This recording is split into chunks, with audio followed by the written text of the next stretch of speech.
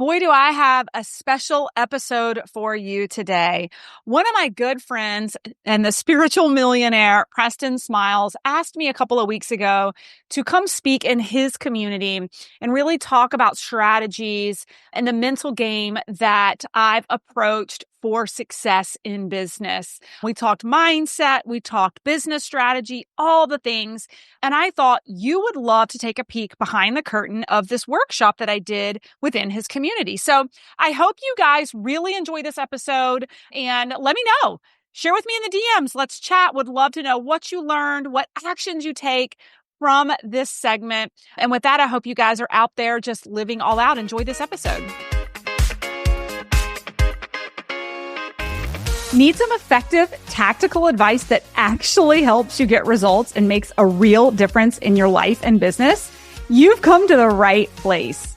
If you're finding yourself here today, it means you're getting ready to gain serious traction in your business, rapidly multiply your income and impact, and you're ready to make it happen while living all out. Guys, I'm Melissa Hinault, your trustworthy corporate dropout turned six-figure business burnout turned happy and healthy CEO of a multi-million-dollar online business. And you're listening to the Burnout to All Out podcast. On this show, we're serving up innovative growth strategies, simple implementation methods to put them into practice, and action-stimulating inspiration tailored specifically for the modern entrepreneur. Let's dive in.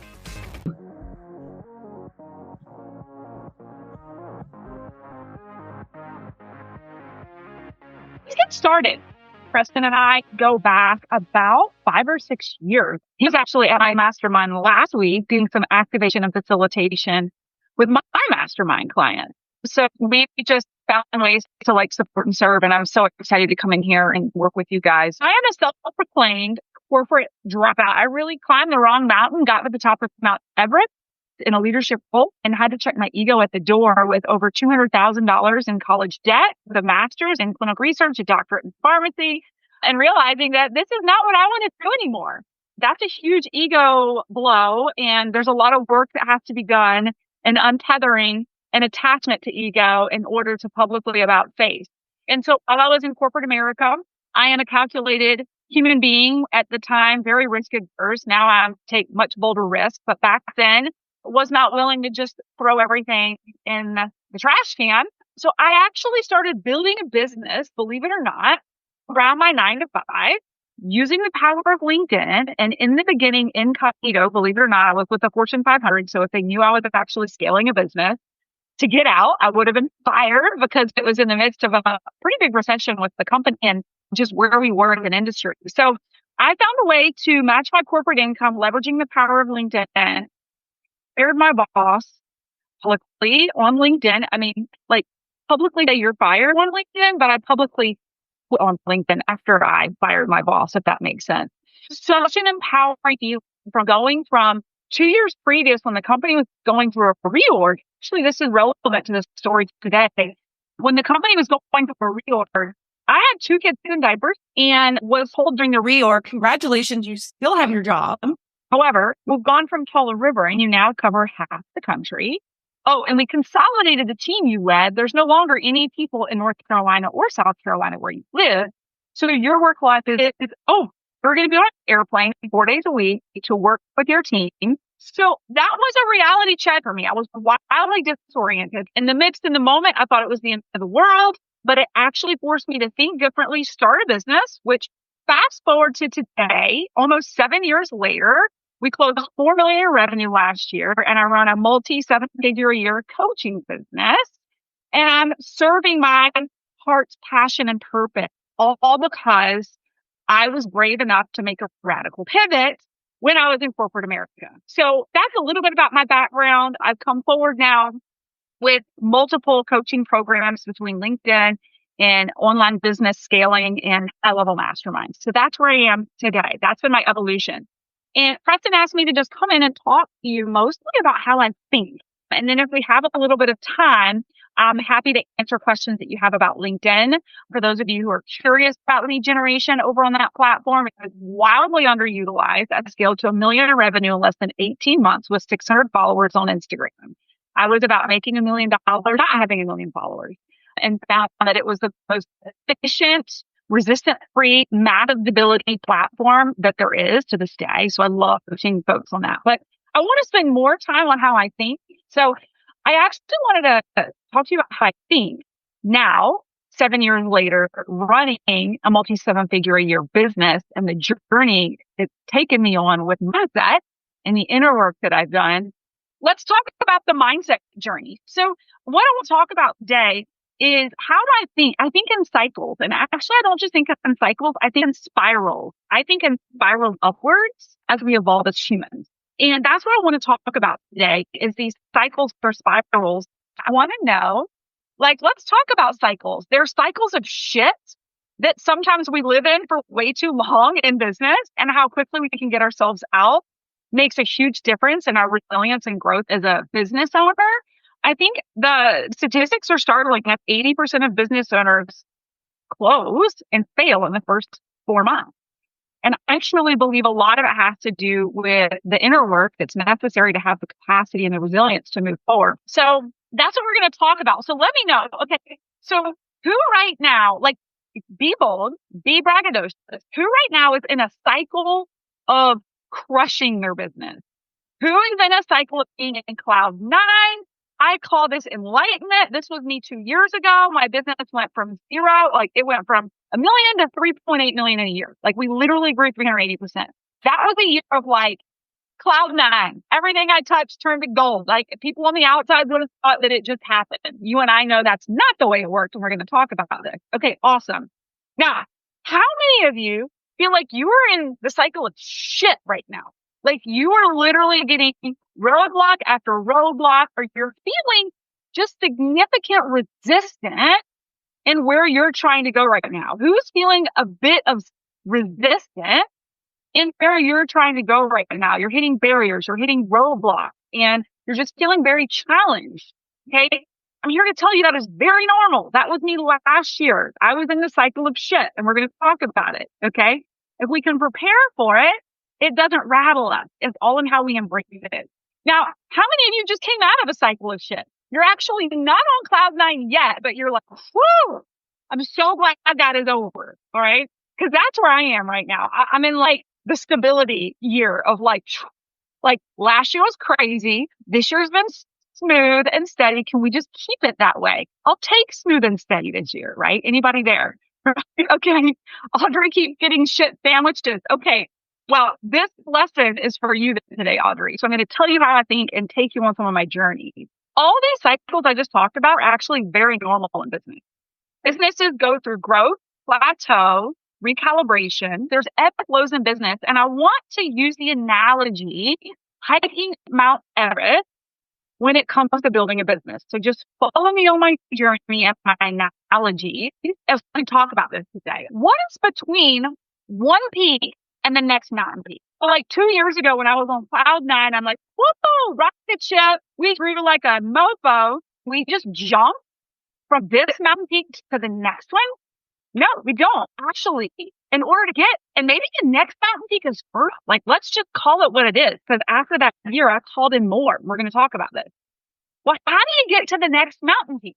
There's valleys. There's climbing back up. It's circuitous. It's never just sitting from one peak and jumping to the next. Am I right? So the view from one peak to the other can look like it's just a jump, just like me last year. I said, oh, we did 3.8 million last year. Let's do 6.5 next year. What's nearly doubling with revenue? No big deal. We can do that. Because I can see, I thought the other mountain peak and I could just jump there, right? Anybody been there before? So the reality is we have to get conditioned along the way and actually recover at base camp. Anybody follow the journey of people who hike Mount Everest and how much training they do in order to actually ascend to the very, very top? Do they even just shoot straight to the top, or are there moments of base camps for acclimation before they go to their next climb?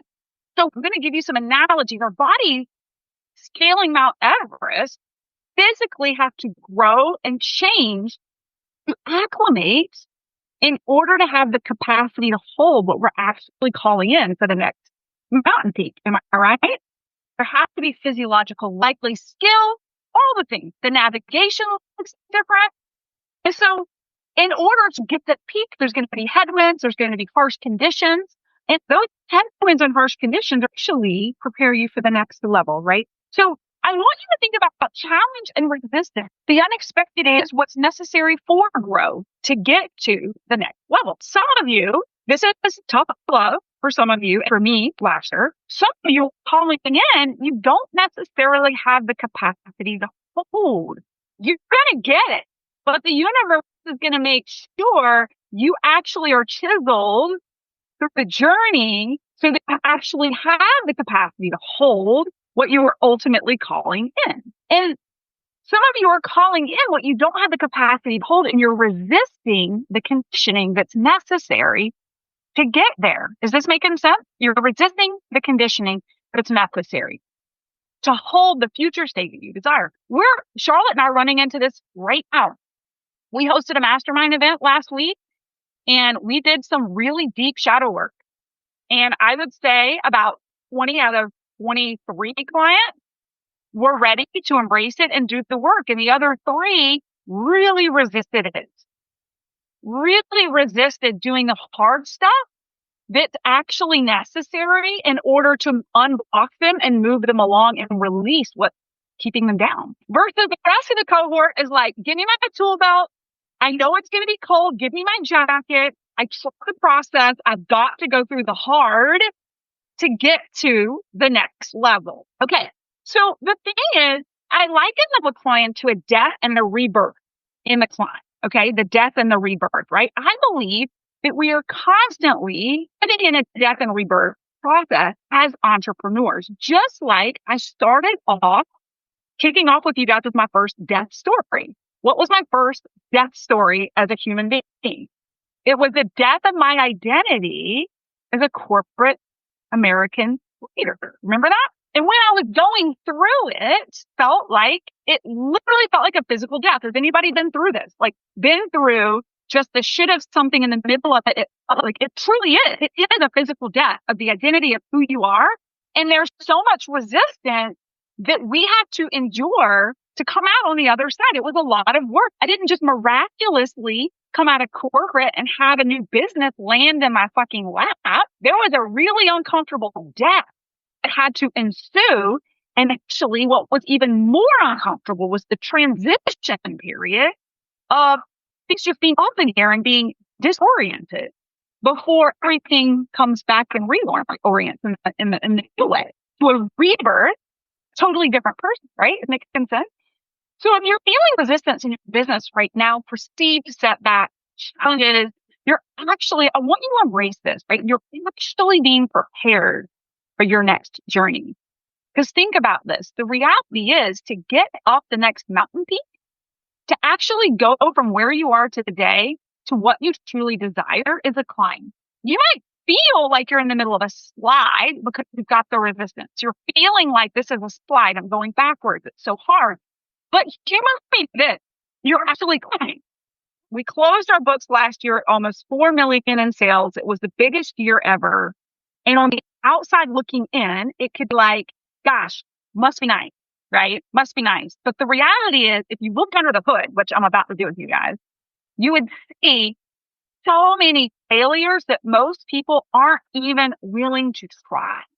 And the curiosity of looking at these failures, perceived failures that were actually all blessings, that all molded me in order to have the capacity to hold. And I want you to get curious about these. I got curious about the failures, and I want you to get curious about perceived failures and setbacks, right? And what the blessings are in it. So I want you guys to write this down, okay? I want you to write this down. It's a quote that I'm bringing to you guys. It's not life's events that are causing you stress and problems. It's your resistance to the event that make it uncomfortable. And I'm sure Preston goes through this with you guys, but I'm going to say it one more time. So let me give you a really practical example. Does anybody have kids? Last year, Preston actually came to my live event.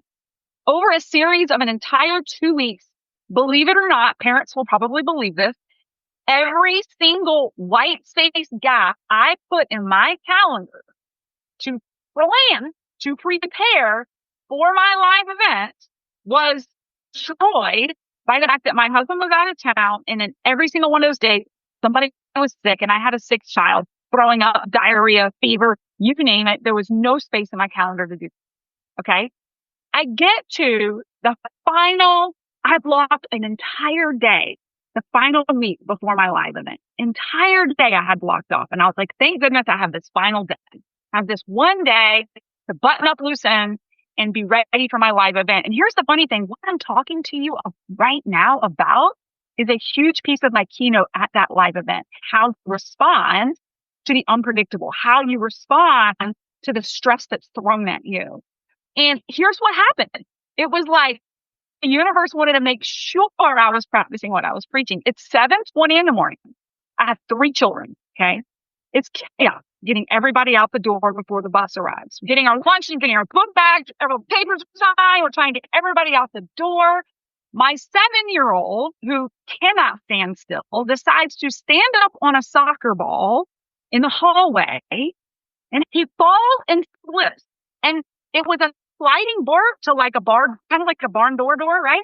His knee goes straight into this metal, whatever you want to call it, and punctures a massive hole in me. Okay. This is the one day out of like 7 that I've prepared to work on this live event. So I had a choice in that moment. The choice was to get really pissed off, really frustrated, and I want you guys to write this down, leak a significant amount of energy.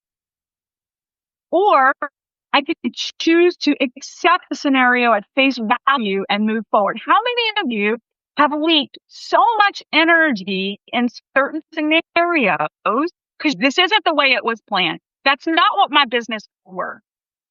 And the universe is like, bitch, this is reality. Your son has a huge hole in his knee and he needs to go to the ER. I want to follow up on this.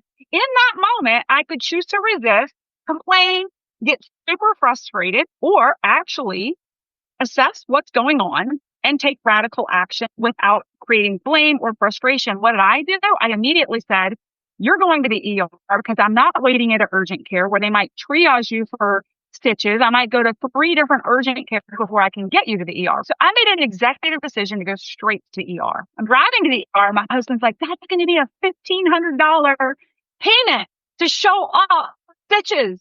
You should go to the urgent care. But I very calmly had already made the executive decision. My time was more valuable than spending it going and sitting in a parking lot at 7:30 for urgent cares that don't open up till 9 to potentially be seen by 10, potentially be sent to another office for stitches anyway. I had made an executive decision that this is what I was going to do. There was also a lesson in that. The universe was telling me, slow down. You actually don't need all of this preparing for this event. We want you to come into this more intuitively, from the heart, from the gut, from what is on your heart and soul and mind. Like there was purpose in there being devastation in every time I planned to work on that event. And I ended up coming to that event with more of an intuitive approach without nearly the preparation. And it went through flawlessly. And so the lesson in that is like when you're thrown a curveball, you can choose. It's a practice. You can choose in that moment. What is the lesson in this? How do I not resist it and leak my energy, but just navigate through it? Easier said than done. I know, but I'm going to walk you through some examples in a bit because I, like some of you, used to play the victim mentality. I have lots of sob stories about things that happened to me and why it wasn't my fault, and I'm leaking so much energy on. So,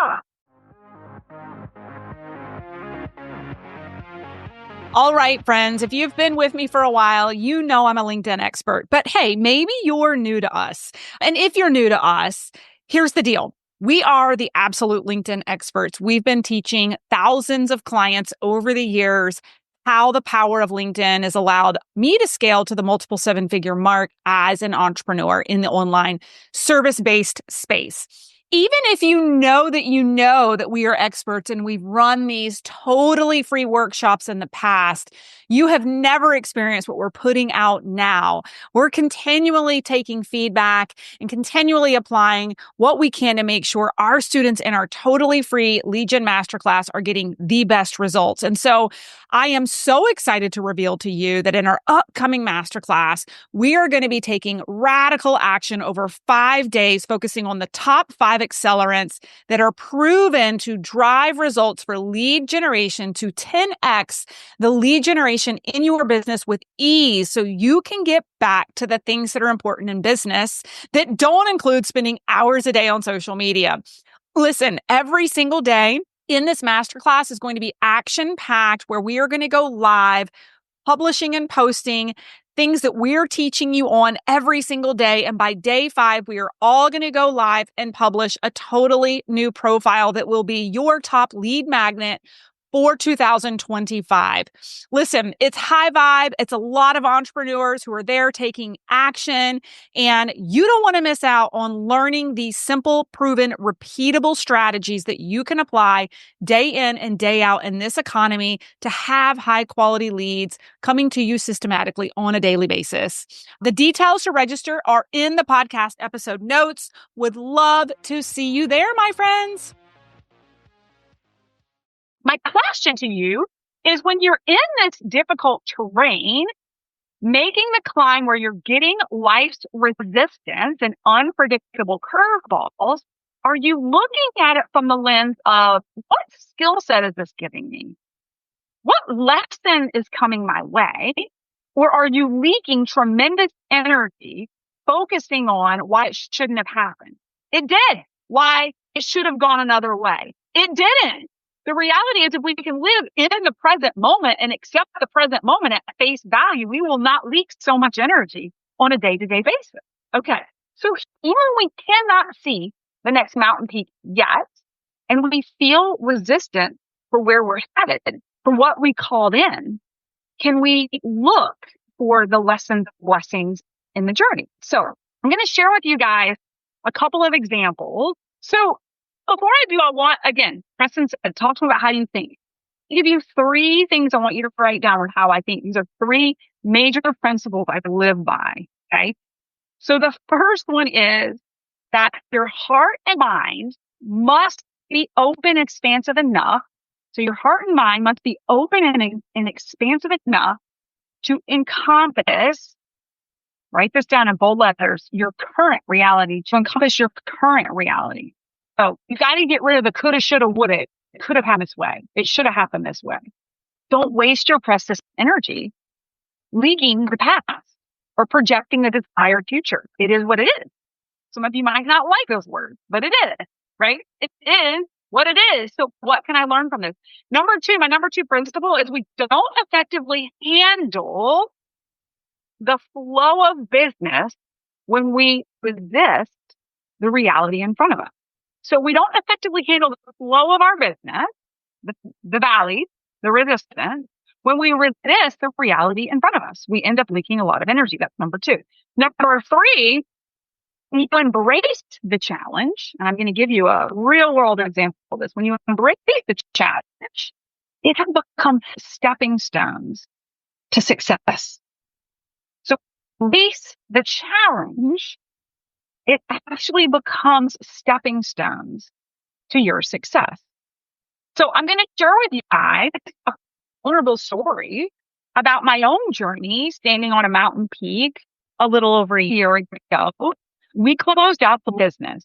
We grew over 350% in 1 year.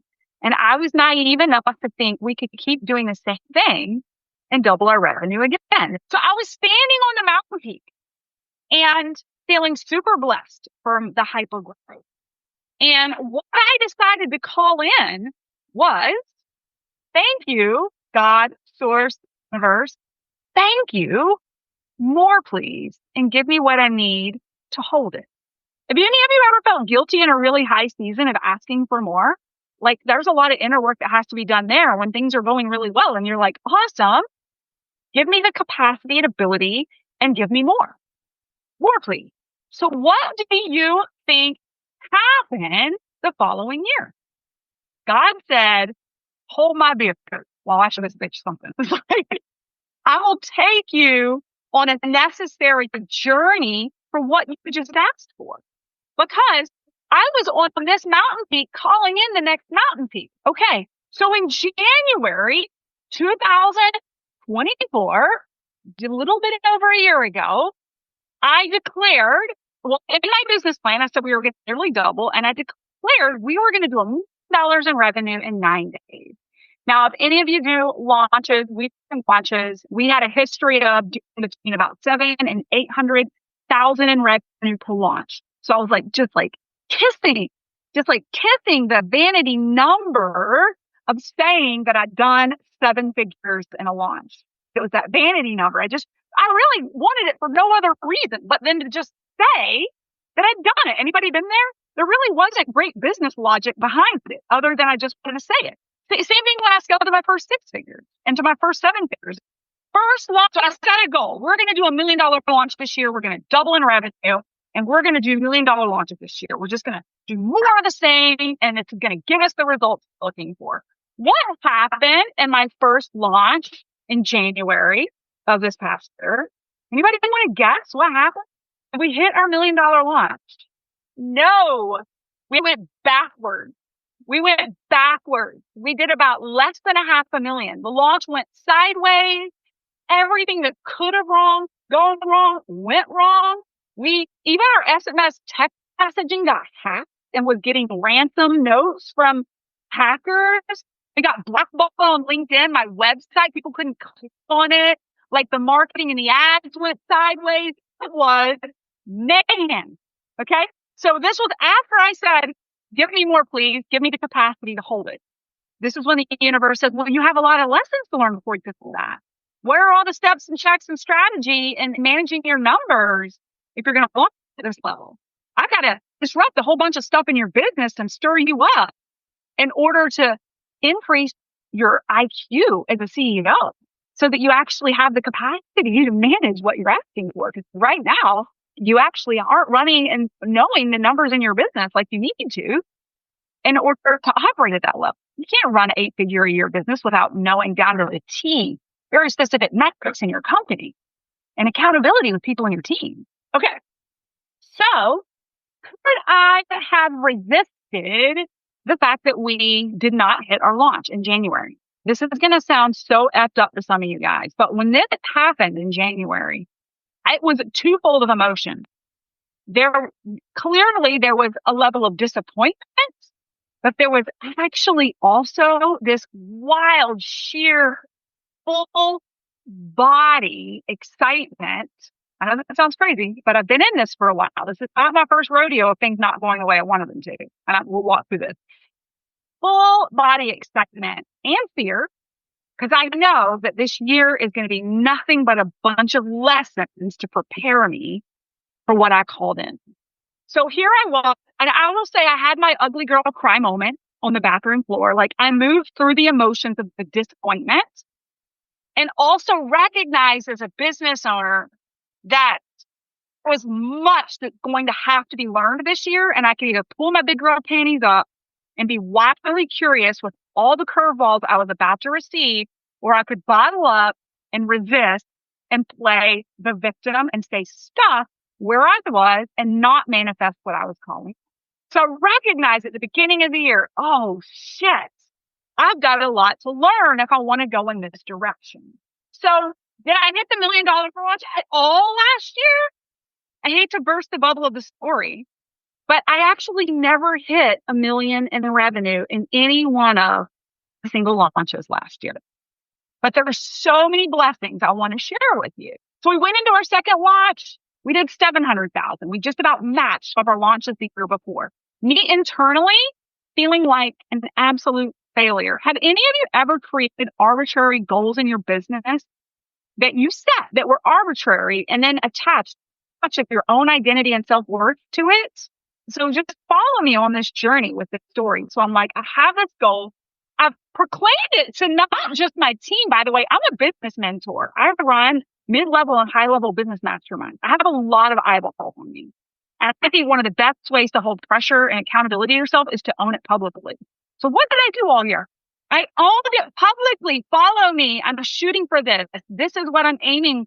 And I had the humility to actually share every launch, what I've learned and how I didn't hit my goal. And this actually is chiseling me to become the ultimate mentor and actually really grounding me and reminding me of the challenges my clients are running into, that it's not always a walk in the park and we don't always hit our goals. So I go through the year, and here's the funny thing. I called in more please, and I set the arbitrary number for my business plan of $1 million in revenue. I felt like a failure. We closed out our books for the end of the year. So much stress on my body, like all year. Now I was curious. We'll talk about this, looking for all of the lessons. I knew it was going to be a tough year, but I really beat myself up for not hitting my goals, knowing it was a necessary growth phase for me. But here's what's funny, and I think some of you guys can resonate with this. When we finally closed our books last year and looked at the company, we grew another 37% last year. The whole year was a growth year. But I was so focused on the vanity number of this one individual way that I was measuring my business that I missed the beauty in the fact that we were continuing to scale. I never even saw it or applauded the team. All I saw was failure. So lesson in that is be careful what you measure. We're going to talk about that in a couple of minutes. Now, here's the thing. And again, I asked you this, but I'll ask it rhetorically, like, how are you measuring success in your business? And like, question it. Why and how to quantify? Because that's really important.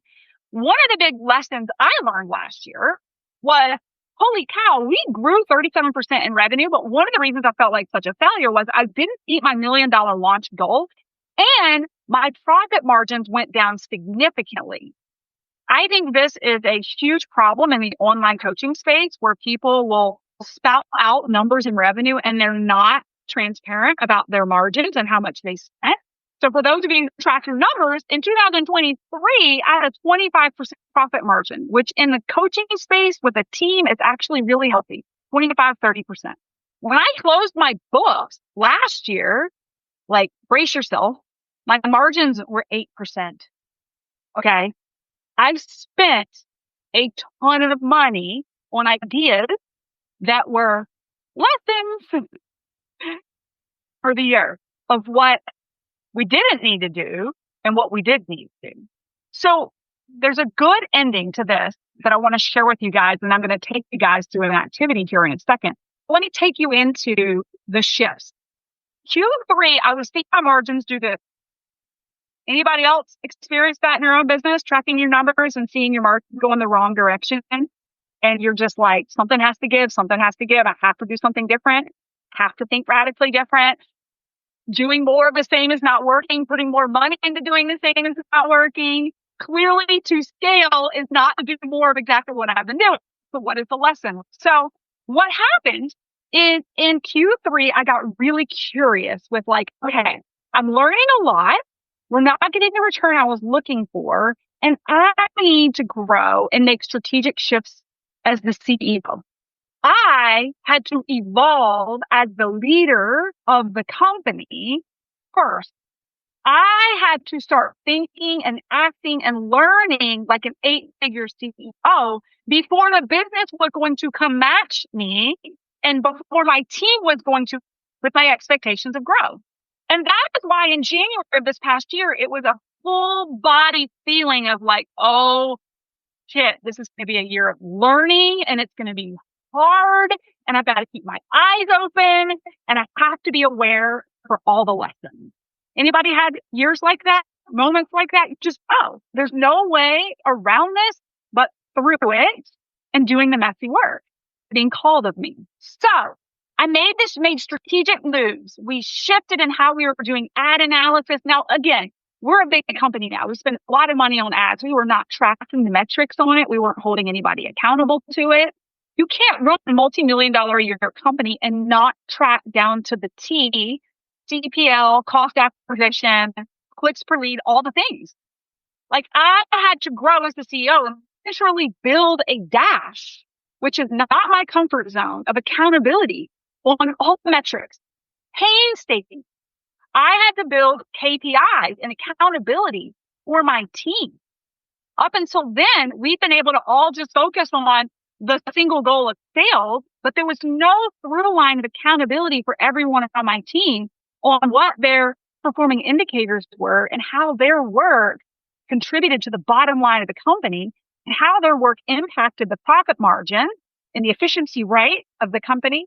So the bottom line is I had to learn and I had to elevate my expectation of how the company was going to operate before the rest of the team was going to follow me. So what I actually had to do, I had to evolve. And some people on my team were like, hold themselves up by the bootstraps and said, I'm here to grow with you. I'm here to be more accountable. You're telling me that I need to be tracking certain numbers based on performance of the company, based off of my role. Game. I want to be held accountable. I want to see the needle move. Other people, they're like, I don't want any accountability. I was only working half the time you were paying me. I'm fucking out. Like, I don't want there to be a magnifying glass on what I'm doing. So what happened last year was a massive disruption organizationally with the company. I had to raise my frequency of how I was operating and what I was expecting of my team in order to raise the frequency. We don't just move from one frequency to another without chaos in between. Am I right? The harmonics, and we'll show you this video. People on the team and clients had to choose if they wanted to move up in frequency or bounce out of line and leave. And so I had to be okay with this. And it was a massive growth mode for me, getting militant with launching performance metrics, creating strategic hires within the company, strategic fires that were really uncomfortable. And I'm here to tell you, I had to come to the team and say, I'm raising my expectation. This is where we're headed. Are you game? It's going to be hard. You're going to have to learn. And I kept really awesome key talent, and we all explored the people. Now, I'm here to tell you, you're like, okay, Melissa, what's the end of the story? We're just now finishing our financials for the end of the first quarter of 2025. And Charlotte is here to attest that we are absolutely, based off of our current numbers and the launch we have next week, we are exceeding our revenue goals for the first quarter and exceeding probably 30% profit margin. So we went from 8% at the end of last year to nearly 30%, turning it around in the first quarter of this year. Now, thank you. And the reason I'm really like sharing you guys warts and all, like the underhood and the ugliness of it, is the reality is if disruption hadn't happened, if we had continued to do what we had always done and just gotten like fairly similar results, would I have ever done anything different? No. I actually called it in and said, I want more. And the universe said, awesome, but it's going to be a long journey of growing your IQ and organizationally how you're running your company. And I'm going to need to throw you all these curveballs to make sure you put these systems and processes into place, or you'll never evolve to the 8-figure CEO you desire to be. So I had a choice to resist what was coming my way or embrace and look for the learnings and the changes in what I needed to do. Okay, so this will ultimately happen if you're looking at scaling a business and you've got 1 or 2 or 3 people working with you and you scale. And this is one of the rate limiting factors of growth as entrepreneurs is the lack of leadership, the lack of knowledge and how to like grow and mentor. So I wanted to show you what has to happen in order for it from a harmonics perspective. It's a video of rice, and it's really wild because the rice is just operating at a certain frequency. And then you're going to watch as they turn the frequency up. And as they turn the frequency up, every time you'll see them turn the frequency up, what happens between one frequency and the next high frequency? Mass disruption and chaos until the rice finds its way to the next. And the rice that can't find its way to the next frequency, where does it go? It bounces off.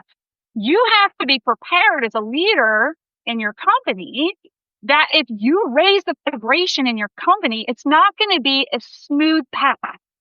If you're going to raise the vibration, you're going to raise the expectation in the company. you're going to create disruption. And it's going to be up to the team if they decide to move up with your new frequency or bounce off. Now, this is just one of my examples of lessons in business. I'm going to let you guys think about your lessons in just a second. So you guys, do you get the gist with how as you raise frequency, the higher the frequency, there was a constant shift. There was a constant chaos before order. I just want you to recognize and honor the chaos that's I lovingly call organized chaos before new order. It's a necessary disorientation or a necessary reorientation to who the team was becoming. And in my journey up the mountain, a reorientation and a rebirth as to who we're becoming. And what I wanted to share with you guys, I'd love to do a quick exercise. So quick exercise in you reflecting on where there's been disruption in your path and in the thick of it, it felt like a death. It felt like the end of the world. I gave you a scenario from corporate America. Preston's not sure, but like that first company I launched and scaled on LinkedIn was attending to a direct sales company. And in a couple of years, they were actually after me with a lawsuit trying to tell me that they owned my personal brand, that I couldn't have my own personal brand. This was another journey in the midst of what felt like complete death. And what Preston pushed me on was, this is your chance to step into your power with a leap of faith and 100% own your personal brands and drop that blankie, that safety net with 1099. And that's just another example of what felt like sheer end of the world that pivoted into wild success that wouldn't have happened otherwise if I hadn't been put in that corner and made a choice. So I want to give you guys 2 or 3 minutes to think about. I want you to just think for a minute, reflect. And I would encourage you to do this literally throughout your entire life. I sat down and did this and found about 7 different points in the past 12 years where I got major resistance. And on the back end, it heavily served. Another great example is when my business was first hacked. Hackers were sending invoices to clients. My social accounts got hacked. My bank accounts got hacked. Did it feel like it was the end of the world when I was in the middle of it? Yeah. But guess what? I hadn't made $20,000 yet. And every single password to my name was the same. And God was like, look, bitch, you can't have the same password for everything if you're going to be making millions of dollars. This is risk mitigation. Let me throw you this curveball so you can straighten that shit out. I want you to view your resistance as blessing, as effed up as that sounds. And where you have resistance in the past to show you evidence for how it has served you. So I'm going to let you guys journal on that. Bottom line is, we have to honor the transition period in between. That's the disorientation that's necessary to sculpt you for who you're becoming. And the quicker we can refrain from resisting it, but actually embrace it, the quicker we'll learn our lesson and evolve to what we're calling it. All right, guys. Well, I hope this was helpful. Would love to stay connected. And there's one thing that we value the most is our time. So thank you for your time today and listening in. And I hope you guys can gather some nuggets from it and it makes a difference for you. All right, guys. Thank you. Thanks, guys, so much for listening in on today's podcast episode. And I can't wait for you to see my upcoming guest in the next episode. You are going to love this keynote speaker. Hey, here's the deal. If you liked this, please subscribe and leave a review. And you want the latest online business growth strategies and exclusive LinkedIn pro tips sent straight to your phone? Text the word update to 704-318-2285. That is, text the word update to 704-318-2285. Can't wait to see you guys. Come find me over on Instagram, LinkedIn, Facebook, wherever you like to hang. I cannot wait to hear how you are enjoying and applying what you're learning. You guys reach out to me over on social because I love hearing what's resonating with you. When you reach out to me and you send me those personal DMs, they really do impact the content I continue to bring forward to you. So again, come find me, Melissa_Hinault over on Instagram, Melissa Hinault over on LinkedIn and Facebook. Can't wait to see you guys over there.